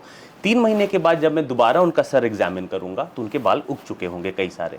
वो प्रोडक्ट नहीं भी यूज़ करते तो भी वो बाल उग जाते। अगर मैं उनको पानी भी देता लगाने को तो भी वो बाल उग जाते, क्योंकि वो नेचुरल बॉडी का रिस्पॉन्स है। वहाँ से ये फॉल्स क्लेम्स आते हैं और लोग फिर इन भ्रमित करने वाले एड्स के चक्कर में फंसते हैं। एक्चुअली आदमी जिस चीज से सबसे ज्यादा परेशान होता है ना, जी। कोई आदमी जैसे हेयर लॉस से बहुत लोग बहुत परेशान हो जाते हैं। जी। मैंने अपने दोस्तों को देखा है कि अरे देखो यार कैसे करूंगा, क्या करूंगा, करवा के आऊं कि नहीं करवा के आऊं, और उनको डूबते को तिनके का सहारा। तो वो वही आपने वही बोला कि डूबते को तिनके का सहारा वाली बात है, बस एग्जैक्टली वही बात है सर। 1 करोड़ लोगों ने आपका तेल खरीदा और आप जो है आपने अपना प्रॉफिट बना लिया। एक फोन आया था सर बहुत पहले, फ्रीडम फोन, 100 रुपए 500 रुपए का मोबाइल फोन। बिल्कुल सबको पता है कि नहीं हो सकता था, फिर भी लोगों ने बोला चलो 500 रुपए में क्या जाता है। लॉन्च हुआ था बड़े लेवल पे, फिर वो गायब हो गया। यही इन हेयर प्रोडक्ट के साथ अभी हो रहा है सर। ठीक है, अब मैं आता हूँ। आपने चूंकि नेचुरल प्रोडक्ट की बात करी, प्याज की बात करी, रूट्स की बात करी, आप कुछ लोग बोलते हैं लहसुन लगाने से इसका कोई असर पड़ता है क्या? हाँ, इसका असर पड़ता है। तो लहसुन लगाना, प्याज लगाना ये ठीक है, लेकिन प्रॉब्लम हो जाती है जब लोग इसी में लगे रहते हैं, एक्सेसिव लगे रहते हैं, अति कर देते हैं, तो उनको स्किन पे एलर्जी शुरू हो जाती है। डायरेक्टली लहसुन ऐसे रहेगा तो उसमें स्किन में एलर्जी शुरू हो जाती है, स्मेल जो आती है वो तो आती ही है, प्लस इतना कोई बहुत ज़्यादा फायदा नहीं होता, थोड़ा सा असर होता है। लेकिन अगर आपको हेयर लॉस की प्रॉब्लम है उसमें नहीं, आपके हेयर अच्छे हैं, आपको लगता है कि मेरी हेल्थ मेंटेन रहे, जैसे हम कोई मल्टीविटामिन खाते हैं उस हिसाब से आप लगाइए। लेकिन आपको हेयर में अगर डिजीज़ है, प्रॉब्लम है, तो वहाँ पे टाइम वेस्ट थोड़ा सा हो जाता है। अच्छा, मुझे ये बताइए हेयर ट्रांसप्लांट और हेयर पैच, इसमें क्या अंतर है डॉक्टर साहब? क्योंकि कई लोग इससे भी बड़े कंफ्यूज हो जाते हैं, हेयर ट्रांसप्लांट की जगह पैचिंग के लिए चले जाते हैं। हाँ बिल्कुल। मेरा काम है हेयर ट्रांसप्लांट, मैं डॉक्टर हूँ, लेकिन अभी तक मेरे आधे जो दोस्त हैं वो बोलते हैं कि मेरा हेयर वीविंग कर दो। तो हेयर वीविंग, हेयर पैच एक नॉन मेडिकल चीज़ है, वो बेसिकली विग है जो अपने सर पे आप चिपका लेते हैं। हेयर ट्रांसप्लांट एक प्रॉपर मेडिकल प्रोसीजर है जिसमें नेचुरली ग्रोइंग हेयर उगाए जाते हैं। आपके बालों की जड़ों को निकाल के अंदर स्किन में इम्प्लांट किया जाता है और फिर वो बाल उगते हैं। हेयर पैच, हेयर वीविंग एक बना बनाया कपड़ा है जिसमें आर्टिफिशियल या ह्यूमन हेयर पहले से सिले हुए हैं, जो हम विग बोलते हैं, उसको सर पे ग्लू से चिपका दिया जाता है। तो वो हेयर, दोनों बिल्कुल ही अलग चीज़ें, दोनों ही बॉल्डनेस को छिपाने के तरीके हैं, बट एक नेचुरल सर्जिकल वे है और एक आर्टिफिशियल कपड़ा टोपी सर पे लगाई जा रही है। मैं आपसे सबसे महत्वपूर्ण सवाल पूछने वाला हूँ। कुछ लोग ये कहते हैं कि इस तरह के प्रोसीजर आप कराते हैं आर्टिफिशियल या मेडिकल, आर्टिफिशियल तो नहीं, मैं इसको मेडिकल कहूँगा, तो इससे क्या होता है आपकी नॉर्मल लाइफ पे असर पड़ता है, और कई लोग इसको सेक्स लाइफ से भी जी, ये अगेन एक बहुत बड़ा मिथ है, क्योंकि एक हेयर लॉस में एक मेडिसिन यूज़ की जाती है फिनास्टेराइड, जिसका एक साइड इफेक्ट होता है सेक्सुअल वीकनेस। तो लोगों को अब ये पढ़ते पढ़ते इंटरनेट पे पॉपुलर होते होते धारणा बन गई कि हेयर लॉस ट्रीटमेंट मतलब सेक्सुअल लाइफ में प्रॉब्लम। ऐसा नहीं है। हेयर लॉस ट्रीटमेंट में 100 चीज़ें हैं, उसमें से एक दवाई है जो सेक्सुअल लाइफ पर असर कर सकती है। हेयर ट्रांसप्लांट में हार्मोनल चेंजेस हैं ही नहीं, वो एक फिजिकल प्रोसेस है, उसमें बॉडी के अंदर ना कोई केमिकल चेंज हो रहा है ना हार्मोनल चेंज हो रहा है। तो हेयर ट्रांसप्लांट में और सेक्सुअल लाइफ में कोई रिलेशन नहीं है, उससे आपकी सेक्सुअल लाइफ में कोई असर नहीं पड़ता है। तो ये तो आपने सबसे बड़ी बात बताई आज। जी, कई लोग इससे डरते हैं कि अरे नहीं, हम ये वाला लोशन यूज़ नहीं करेंगे, हम ट्रांसप्लांट नहीं करेंगे, हमने सुना है उससे सेक्सुअल लाइफ में। ऐसा नहीं है। एक दवाई है जो कई बार यूज़ की जाती है, उससे प्रॉब्लम होती है, not because of hair transplant. इसके अलावा जो भ्रामक चीज़ें आ रही हैं, खासतौर से बालों की केयर के बारे में, आपसे मैं अगर पूछूं 5 मेन पॉइंट जिसमें आप इनको सम अप कर दें, वो मुझे बताइए 5 मेन पॉइंट्स में। 5 मेन पॉइंट्स हेयर केयर के लिए सर, आप अपने डाइट को क्लीन करिए, हेल्दी करिए, आप अपने लाइफस्टाइल को क्लीन और थोड़ा सा लेस स्ट्रेसफुल करिए। आप जो भी प्रोडक्ट्स यूज़ कर रहे हैं कॉस्मेटिक, जैसे शैम्पू, ऑयल, वो अच्छी क्वालिटी का, ऐसा नहीं, अच्छी क्वालिटी डज नॉट मीन 5000 रुपये का, अच्छी क्वालिटी पढ़ के अच्छे इंग्रेडिएंट्स वाले यूज़ करिए। अगर आपको हेयर लॉस की प्रॉब्लम है तो डिले मत करिए, एक प्रोफेशनल हेल्प जल्दी से जल्दी ले लीजिए। और number 5, social media fancied ads से थोड़ा सा बच के रहिए, और अगर कुछ आपको ट्राई करना है तो या तो डॉक्टर से पूछ लीजिए, या खुद उसके बारे में थोड़ा सा रिसर्च करके फिर यूज़ करिए। डॉक्टर साहब एक चीज़ आपसे समझना चाहूँगा, आप एम्स जैसे बड़े इंस्टीट्यूट से पढ़े और बड़ा मुश्किल होता है एम्स के अंदर एडमिशन। जी सर। जो टॉप के मेडिकल ब्रेन्स होते हैं वही एम्स में जो है मेडिकल एडमिशन पाते हैं। जी सर। तो आप न्यूरो साइंस कर सकते थे, जी सर। आप हार्ट कर सकते थे, जी सर। स्पेशलाइजेशन जी की सर। बातें, जी सर। यही क्यों चुना आपने? सर मेरी जो रैंक आई थी, बहुत टाइम हो गया इसको, ऑलमोस्ट 15-20 साल हो गए, लेकिन जो भी रैंक आई थी मेरे पास सारे ही ऑप्शन थे। बट मैं बड़ा श्योर था कि मुझे इस फील्ड में जाना है, हेयर की फील्ड में और स्किन की फील्ड में, क्योंकि मेरे 2-3 लक्ष्य थे। एक, मैं थोड़ा सा जिसको कहते हैं नेम फेम, वो थोड़ा सा पालूँ लाइफ में, फाइनेंशियल स्टेबिलिटी अच्छी आ जाए और लोगों की लाइफ को छू पाऊँ। जो traditional neuro science, neuro surgery वगैरह, कार्डियोलॉजी है, इसमें आप भी मानेंगे कि एक टाइम लगता है, 20-25 साल लग जाते हैं। It's not a young man's job, आप भरोसा ही लोग थोड़ा से उस पर करते हैं। ये जो था, इसमें we were the first movers, जो मैं था, मेरे साथ के लोग थे, हम ही लोगों ने ये फील्ड को ज़्यादा आगे बढ़ाया है। तो वो उस चीज़ को लेके मैं श्योर था कि इस चीज़ में मैं अपना नेम फेम, फाइनेंशियल स्टेबिलिटी जल्दी कर सकता हूँ। मेरे पिताजी, जो कि खुद एक डॉक्टर हैं, वो चाहते थे मैं न्यूरो सर्जन बनूँ, और जब मैंने डर्मेटोलॉजी चूज़ करी तो उनका था, ये क्या उठा लिया है, हम डॉक्टर हैं, हम ज़िंदगी बचाते हैं, ये क्या डर्मेटोलॉजी। तो मैंने बोला कि देखिए, मेरा मानना है कि इसके आगे इसमें फ्यूचर है, और आज मैं बड़े कॉन्फिडेंस से, वो भी खुश हैं कि मैंने लिया, आज मैं बड़े कॉन्फिडेंस से उनको बोलता हूँ कि पापा, मैं लाइफ बचाता तो नहीं हूँ, I am not a life saver, पर आप लाइफ को खूबसूरत बनाते हैं। बट मैं लाइफ चेंज ज़रूर करता हूँ। बिल्कुल खूबसूरत तो इस बनाते तरह हैं। से मैं अपने पेशेंट की लाइफ को टच करता हूँ। और जब कुछ लोग लड़के हैं जिनकी मतलब होना नहीं चाहिए, लेकिन कई शादी की प्रॉब्लम आती है बिकॉज ऑफ हाँ, दीज वो तो इश्यूज। आजकल तो पूछा जाता है भाई। हाँ। लिखा होता है कि बाल का कलर बताओ, बाल गिर हाँ। तो नहीं रहे हैं, अगर झड़े हैं इलाज कराया कि नहीं कराया, ये बकायदा सेक्शंस बने हुए हैं सेक्शंस मेट्रो बने हुए हैं जी। तो जब वो आते हैं कि मतलब आई एम मैरिड, या मुझे अपनी शादी का कार्ड भेजते हैं, तो एक अलग हाई मिलता है सर। तो इसलिए मैंने ये फील्ड चुनी सर। मतलब चेहरों पे मुस्कुराहट लाते हैं डॉक्टर साहब। जी सर, बिल्कुल बिल्कुल बिल्कुल। और मतलब आपने कहा फाइनेंशियल स्टेबिलिटी, तो वो है ना डॉक्टर साहब? फाइनेंशियल स्टेबिलिटी है सर, इसमें कोई डाउट नहीं है। और इसीलिए अब आज के जो बच्चे हैं, अब डर्मेटोलॉजी और हेयर, ये सबसे जो टॉपर्स हैं, वो यही फील्ड चूज़ कर रहे हैं। मतलब अगर मैं ये कहूँ कि आप जैसे लोगों ने, आप फर्स्ट मूवर, तो first mover advantage doctor Gaurang Krishna के पास है हेयर ट्रांसप्लांट के मामले में। जी, मैं लकी था, और मैं मानता हूँ कि मेरे पास वो एडवांटेज था। अच्छे करने वाले अब हैं, लेकिन वो मेरे पास एडवांटेज था जब मैंने स्टार्ट किया। आपने बताया कि आपने कैसे ऑफ द बीट सोची, तो जब आप इतने बड़े नाम हैं, इतने सारे सेलिब्रिटीज़ का इलाज करते हैं, पिताजी क्या कहते हैं आप? मेरे पिताजी अब मेरे बहुत खुश हैं। मेरे पिताजी, माताजी खुश है कि नहीं, अच्छा हुआ तुमने मेरी बात नहीं सुनी। हाँ। इट्स गुड दैट आपने अपने से वो डिसीजन लिया, एंड नहीं, they are supportive now. Yes. Out of the box सोचना डॉक्टर साहब, आपकी क्वालिटी है आउट ऑफ द बॉक्स। आपने मुझे बता दिया, एक लाइन में 5 लाइन में आपने बता दिया कि कैसे आपको हेयर का अपने जो है हेयर की कैसे केयर करनी, हेयर केयर। जी सर। पर मैं आपको एक बात बताता हूँ, मैंने आज तक कभी कंघी नहीं रखी जी। और मैं शूट पे भी कंघी कभी नहीं ले जाता। जी। बाल में अपने कभी खुद नहीं बनाता, मेरी आदत है। अभी भी नहीं बनाए होंगे आपके सामने शूट नहीं, करते हुए, और हाँ। बिल्कुल मैं आके बाहर बैठ गया हूँ। जी। लेकिन मैंने देखा है कि मेरे जितने मित्र जिनके बाल कम हैं या जिनके बाल नहीं हैं, वो कंघी जरूर रखते हैं। हाँ सर, यही हार्ट को यही चीज़ तो टच करती है कि जो हमने 2 वाले बाल की बात बताई, नहीं कि 2 बाल भी हैं तो वो प्यारे हैं। हाँ। उनकी केयर करनी है, लोगों को खुशी मिलती है कि जो है इसको हमें अच्छे से रखना है। तो वैनिटी इज़ इम्पॉर्टेंट सर। अब मुझे कहानी याद है, उसमें होता है कि एक इंसान सोचता है कि देखिए भगवान ने जो है मेरे साथ बड़ा अन्याय किया है, ये किया है, वो किया है। तो फिर भगवान एक अपना मैसेंजर उसके पास भेजते हैं, उससे पूछते हैं कि वे तेरे पास 2 आँखें हैं, अगर तू इनको बेच देगा तो कितने मिलेंगे तेरे को, अगर इनको डोनेट कर देगा या इकोनॉमिकली सेल कर देगा, तो कैलकुलेट करके कुछ लाख रुपए बताता है। फिर अगर अपना हार्ट दे देगा तो कितने, तो कैलकुलेट करके बताता है। बोले इतनी खूबसूरत ज़िंदगी भगवान ने दे रखी है, तू जो है उसको आलोचना करने में ही लगा हुआ है। तो इस खूबसूरत ज़िंदगी में डॉक्टर साहब केयर करना चाहिए। Care is the key word. Care is the key word sir. Care, intervention at the right time, ये केयर है। Prevention is always better than cure. तो मैं तो अपने यंग पेशेंट को यही बोलता हूँ कि कई लोग बोलते हैं कि सर ट्रांसप्लांट करा लेंगे, क्या दवाई। ऐसा नहीं है, आप केयर करिए, लाइफस्टाइल पे ध्यान दीजिए, और अपना जो खूबसूरत बाल आपको मिले हैं उसको बचाइए। नहीं बचा पाए तो फिर हम हैं।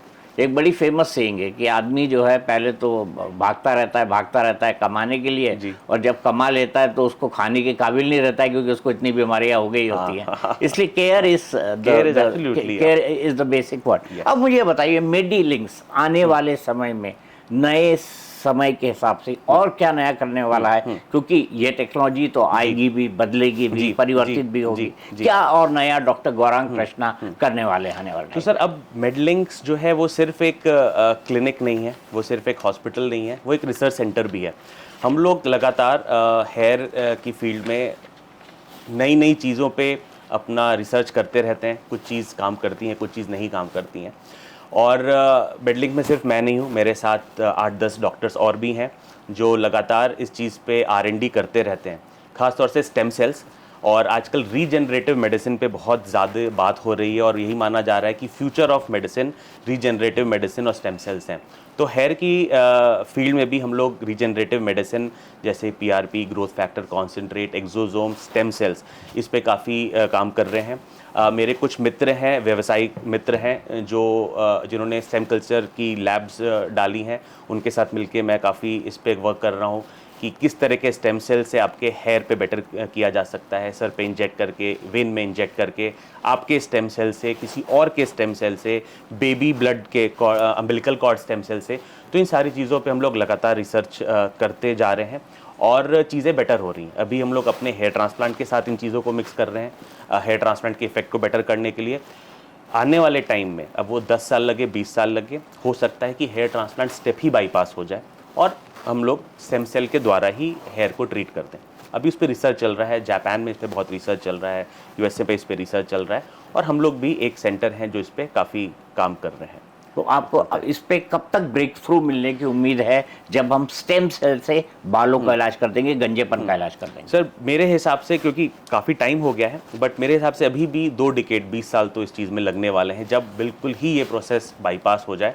लेकिन एक जंक्शन पे आ चुके हैं जब स्टेम सेल की एक्सेप्टेंस बन चुकी है, मेडिकल फ्रेटर्निटी में इस पे कंसेंसस बन गया है कि हाँ ये चीज़ें यूज़लेस नहीं है, रीजनरेटिव मेडिसिन का एक रोल है और अपने ट्रेडिशनल ट्रीटमेंट को और बेटर करने के लिए हम लोग उस पर इसको इंटीग्रेट कर चुके हैं अपने प्रोसीजर। अब मैं आपसे समझना चाहूँगा लेडीज़ के बारे में, महिलाओं के बारे में। जी। क्या महिलाओं का भी हेयर ट्रांसप्लांट संभव है? जी। ये बड़ा बेसिक सवाल है, क्योंकि बड़े लंबे बाल होते हैं, कैसे ग्रो होंगे, क्या होंगे?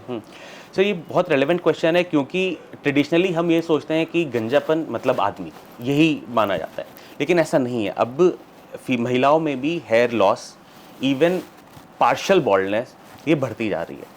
कई लेडीज़ में माथा चौड़ा हो जाता है, जो अपने पूनी बहुत टाइट बांधती हैं या हिजाब जिन्होंने पहना है उनका माथा चौड़ा हो जाता है, तो वहाँ पे भी तो हेयर ट्रांसप्लांट किया जा सकता है लेडीज़ में, बट बहुत सोच समझ के करते हैं। अगर मैं अपनी क्लिनिक में रेशियो की बात करूँ तो अगर हम लोग 90 मेल ट्रांसप्लांट करते हैं तब एक फीमेल ट्रांसप्लांट होता है, तो इतना बड़ा 90:1 का रेशियो है, तो इतना कॉमन नहीं है। लेकिन कई लेडीज़ में जिसको हम बोलते हैं grade 3 female pattern hair loss, कि यहाँ पे बहुत ज़्यादा हेयर लॉस हो गया है, स्कैल्प नज़र आ रहा है बहुत ज़्यादा और उससे उनको प्रॉब्लम है, कंसर्न है, तो लेडीज़ में भी हेयर ट्रांसप्लांट कर सकते हैं।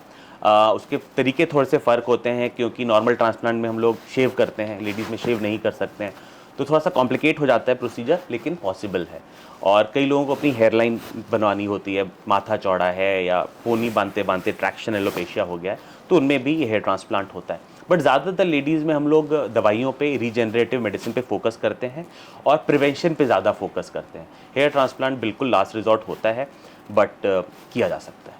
ठीक है, एक चीज़ मैं आपसे जानना चाहूँगा, डेंड्रफ एक आम आदमी के बालों की सबसे बड़ी समस्या है, डैंड्रफ। जी। इसका क्या इलाज है डॉक्टर कृष्णा, मुझे समझाइए। सो डैंड्रफ ऑलमोस्ट सबको है। डैंड्रफ होता क्यों है? एक हमारे बॉडी में एक फंगस है एम फरफर, वो हम सबकी बॉडी में, लेकिन कुछ लोगों की बॉडी में ज़्यादा हो जाता है, जो अच्छे से सर धोते नहीं हैं, जिनके पसीना जिनका बहुत आता है, जिनका सर बहुत ऑयली है, और कुछ लोग इस फंगस से एलर्जिक होते हैं, सो कहते हैं सिबोरिक डर्मेटाइटिस, जो हम आम भाषा में डैंड्रफ बोलते हैं। तो डैंड्रफ, अगर सबसे पहले तो आप हेड वॉश अच्छे से करें। कई लोगों को लगता है शैम्पू मतलब जहर, शैम्पू मतलब हेयर फॉल हो जाएगा, शैम्पू बहुत ख़राब चीज़ है। शैम्पू सिंपल एक साबुन है, साफ़ करने का ज़रिया है। तो आप आपको अपना सर को अच्छे शैम्पू से या साबुन से, जो भी आपको अच्छा लगता हो, एटलीस्ट हफ्ते में 2 बार धोना चाहिए। कई लोग बड़े प्राउडली बोलते हैं कि हम महीने में 1 बार हेड वॉश करते हैं। ये बहुत गलत प्रैक्टिस है, इससे फंगस बढ़ता है। और तो आप हाइजीन पे ध्यान दें, अच्छे से अपने सर को साफ रखें। अगर आप फिजिकली एक्टिव हैं, स्पोर्ट्स में हैं, पसीना बहुत आता है, तो आप और फ्रीक्वेंटली करें। आप हर ऑल्टरनेट डे शैम्पू करें। कोई क्रिकेटर है या कोई फुटबॉलर है जो बहुत गंदगी में पूरे दिन प्रैक्टिस कर रहा है, वो हर प्रैक्टिस के बाद शैम्पू करे। तो हर दिन सर धोने से बाल जल्दी नहीं झड़ते हैं, बट आपका डैंड्रफ कंट्रोल में होता है। इससे बात नहीं बन रही है, थोड़ा सा ज़्यादा है, तो कुछ घरेलू उपचार करें। नींबू, दही, ये चीज़ों से आपका स्कैल्प का ऑयल क्लीन होता है, प्लस आपका फंगस भी कंट्रोल में आता है। तो आप ये घरेलू चीज़ें इस्तेमाल करें। अगर इससे बात नहीं बनती है तो आप एक डर्मेटोलॉजिस्ट से मिलें, जो आपको कुछ एंटी फंगल शैम्पूज जैसे कीटोकोनाजोल, साइक्लोपिरोक्स, ये चीज़ें रेकमेंड करेगा, डिपेंडिंग आपका डैंड्रफ कैसा है, जो आप इस्तेमाल करके आप कंट्रोल कर सकते हैं। और अगर इससे भी नहीं बनता है तो फिर दवाइयाँ होती हैं खाने की, लगाने की, जो 15-20 दिन का कोर्स होता है आपकी बॉडी से फंगस को हटाने के लिए। तो सबसे इंपॉर्टेंट है hygiene sir. Anti dandruff shampoo बाढ़ लगी हुई जी, है, जी। काम करते हैं क्या? एंटी डैंड्रफ शैम्पू आपको एक टेम्परेरी कंट्रोल देने में काम करते हैं। बस डिपेंड करता है कि उस एंटी डैंड्रफ शैम्पू में है क्या। कुछ चीज़ें होती है tea tree oil, herbal anti dandruff shampoo, जो माइल्ड डैंड्रफ में काम करते हैं। कुछ होती है एलोपैथिक, जैसे कीटोकोनाजोल, जो थोड़े से हेवी डैंड्रफ में काम करते हैं।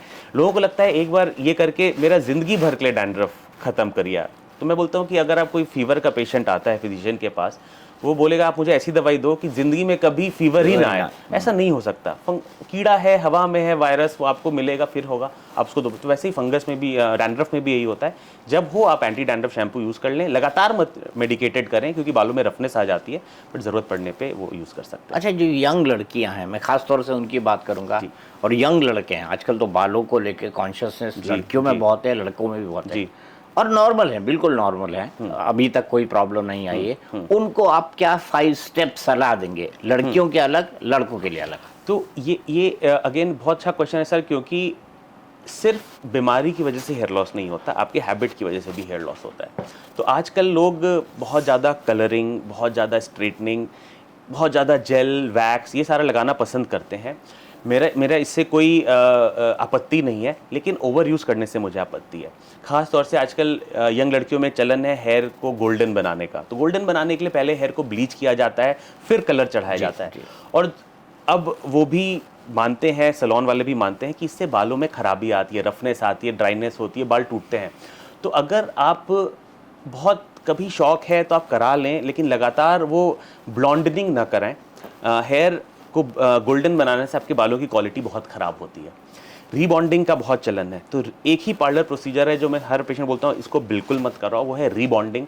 उससे आपके बालों का जो स्ट्रक्चर है बिल्कुल डैमेज हो जाता है।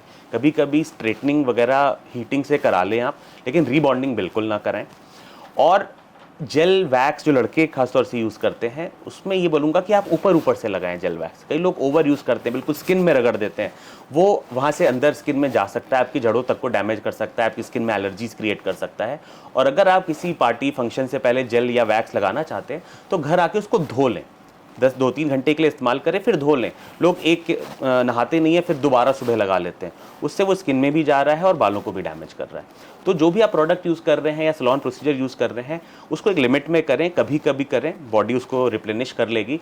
एक्सेसिव यूज़ से आपके बालों का स्ट्रक्चर भी खराब होता है और कई बार जड़ें भी खराब हो सकती हैं। ठीक है, अब मैं सेलिब्रिटीज़ पर आता हूँ। आपने वीरेंद्र सहवाग जी के बात किए, पार्थिव पटेल की किए, मैंने सुना है कि सलमान खान ने कई बार हेयर ट्रांसप्लांट कराए हैं, और इसकी ज़रूरत क्यों पड़ी? ये बड़ा इंटरेस्टिंग क्वेश्चन है सर, क्योंकि जनरली हम लोग यही एजुकेट करते हैं लोगों को कि ट्रांसप्लांट के रिजल्ट्स परमानेंट रहते हैं। तो सलमान खान ने क्यों बार बार ट्रांसप्लांट कराया? तो उसमें ये था, जहाँ तक मेरी नॉलेज है, जहाँ तक लोगों ने मुझे, उनके फ्रेंड्स ने मुझे बताया है कि उनके पहले जो 2 ट्रांसप्लांट थे वो इतने सक्सेसफुल नहीं हो पाए, तो उनको दोबारा करवाना पड़ा। बीच में उन्होंने कुछ आर्टिफिशियल हेयर भी इम्प्लांट करवाया था, ऐसा मैंने सुना है। तो उसको निकालना पड़ता है, उसकी एक लाइफ होती है, फिर वो बॉडी में एलर्जी करने लगता है, तो उसको लगा के रिप्लेनिश किया जाता है। प्लस नया एरिया बॉल्ड हो सकता है। अगर मैंने आज यहाँ ट्रांसप्लांट कराया तो 4 साल बाद मेरा यहाँ पे बॉल्डनेस आ सकती है, तो उसको लोग टॉपअप करते रहते हैं। पर्टिकुलरली इस प्रोफाइल के लोग जिनका प्रोफेशनल नीड है, वो उस चीज़ को टॉपअप करते रहते हैं। और फिर दिल मांगे मोर, ये भी एक बात होती है कि इतने तो हो गए और थोड़ा सा बेटर किया जाए, तो उसमें भी धीरे धीरे जो एक्टर्स हैं, मॉडल्स हैं, वो थोड़ा सा और डेंसिटी बढ़ाने के लिए 2-3 बार ट्रांसप्लांट में आते हैं। तो इस वजह से उन्होंने तो कई बार ट्रांसप्लांट करते हैं। चलते चलते डॉक्टर साहब क्या बताएंगे आप बालों के बारे में? कोई अच्छा जोक सुना दीजिए जो हम डॉक्टर गौरांग कृष्णा के नाम से बिल्कुल फेमस करते हैं। सर वो बाल विवाह से तो बेटर जोक मैं बता ही नहीं सकता, वो तो बहुत ही और बस सर बाल का यही है कि एक मैसेज देना चाहूँगा कि लोग बहुत ज़्यादा टची हो गए हैं आजकल से। एक वाकया एक शेयर करना चाहूँगा। एक लड़का था, यंग लड़का था, उसने अपने घर के सारे शीशे कवर कर दिए थे कि मैं देख ही नहीं सकता, फ़ोटो नहीं खिंचवाता था, डिप्रेस्ड। तो मैं आप बालों के लिए इतना टची ना हो, एक पार्ट ऑफ लाइफ है, जैसे मैंने बताया कि हर दूसरे लड़के को ये प्रॉब्लम है। प्लस अब इसके ट्रीटमेंट्स अवेलेबल हैं, तो आप सल्किन मत करिए, ये मत कोसिए लाइफ को कि ये क्या हो गया मेरे साथ, या अपने पिताजी को मत कोसिए कि ये क्या मुझे इनहेरिटेंस में दे दिया है। ये कॉमन है, जैसे आपको जीन्स में बहुत अच्छी चीज़ें भी मिली हैं, एक ख़राब चीज़ मिल गई है, इसको आप ट्रीट कर लीजिए, आप को एक्सेप्ट कर लीजिए। कई लोग एक्सेप्ट करते हैं, आप इसको एक्सेप्ट करिए कि ठीक है ये प्रॉब्लम है, इसको मैं सॉल्व करूंगा। लोग पढ़ाई छोड़ देते हैं, बिजनेस छोड़ देते हैं, इसी में लगे रहते हैं, डिप्रेशन में चले जाते डिप्रेशन में चले मैं जाते कई हैं। लोगों को जानता हूं। जी, तो आप इससे बढ़िया, आफ्टर ऑल इम्पॉर्टेंट है, लेकिन आफ्टर ऑल एक्सटर्नल है। आप भगवान का शुक्रिया दीजिए भगवान को कि कहीं किडनी में प्रॉब्लम नहीं आ गई, कहीं पेट में प्रॉब्लम नहीं आ गई, ये बालों की प्रॉब्लम थी, ऊपर की थी, आपको इससे दर्द नहीं हो रहा है, पर वो नहीं हो रहा, आप अपनी लाइफ जी पा रहे हैं। तो इसको इतना टची मत होइए, और अगर कोई प्रॉब्लम है तो प्रोफेशनल हेल्प लीजिए, दुनिया ले रही है, आप ठीक हो जाएंगे। So don't waste your life because of hair. बहुत अच्छी बात करते हैं डॉक्टर गौरांग कृष्णा, और आप तो मतलब कम्युनिकेशन की फील्ड में होते हैं ना, तो डॉक्टर गौरांग कृष्णा उसके भी एक्सपर्ट होते हैं। चलते चलते मैं आपको एक जोक सुना देता हूँ जी। एक गंजा जो है बस से उतर रहा था, साथ में भीड़ थी, तो पीछे वाले ने गंजे को धक्का दिया। अब उसके सर पे बाल नहीं, वो आप बोलता है क्यों भाई, क्या मेरे सर पे चढ़ के बैठना है? तो बोला आपके सर पे बैठ के मुझे फिसलना नहीं है। फिसलना नहीं है, कर बाल होने चाहिए। हाँ। अब मुझे मेरे पास एक जोक नहीं है, एक अच्छी बात है। आजकल एक वो एनिमल पिक्चर का वो हुक स्टेप बड़ा पॉपुलर है, तो वो वही कर पाते हैं जिनके सर पे अच्छे बाल हो। तो मैं जब पार्टी वगैरह में जो मैं उनको बोलता हूँ, देखो इसीलिए बाल इंपॉर्टेंट है, ताकि ये हुक स्टेप कर पाओ आप। चलिए, बहुत बहुत शुक्रिया डॉक्टर कृष्णा, आपने हमसे इतनी सारी बातें की। तो डॉक्टर कृष्णा से इस खास पॉडकास्ट में आज के लिए इतना है। कितना बता कर गए हैं, केयर करिए, अपने बालों की केयर करिए, क्या क्या करना है आपको बताया उन्होंने, क्या नहीं करना है ये भी बताया है। तो जुड़े रहिए मेरे साथ और देखते रहिए नए नए सेलिब्रिटीज़ के साथ मेरा पॉडकास्ट, एक्सपर्ट के साथ भी, जो आपको सिखाएंगे लाइफ में क्या अच्छा है और किस चीज़ को अवॉइड करें।